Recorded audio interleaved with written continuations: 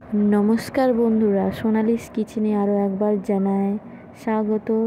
তো চলো, আজকে আমি বানাবো ফিশ তন্দুরি।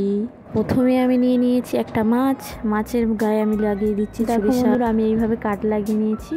তারপর নিয়ে নিচ্ছি মশলাগুলো একে একে। মশলার মধ্যে কী কী আছে আমি বলে দিচ্ছি।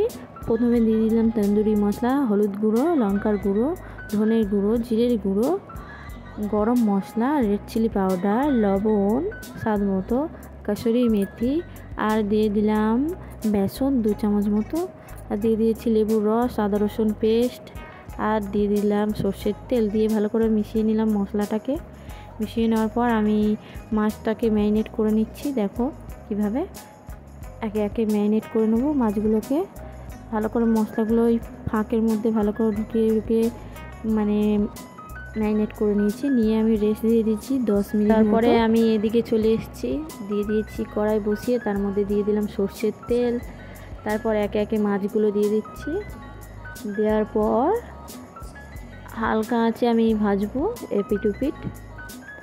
ভাজা হয়ে গেলে উল্টে দেবো। এবার এক পিঠ ভাজা হয়ে গেছে, তো আর এক পিঠ আমি ভালো করে ভেজে নেব।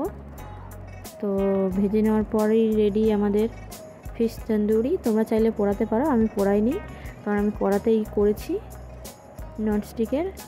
তো চলো, ভিডিওটা ভালো লাগলে অবশ্যই লাইক কমেন্ট শেয়ার করবেন এবং পাশে থাকা বেল আইকনটা টিপে পাশে থাকবেন বন্ধুরা। Tata, bye bye. ডেকোরেশনটাও আমি করে নিয়েছি, কেমন লাগলো অবশ্যই কমেন্ট করে জানাবেন। তো চলো, টাটা।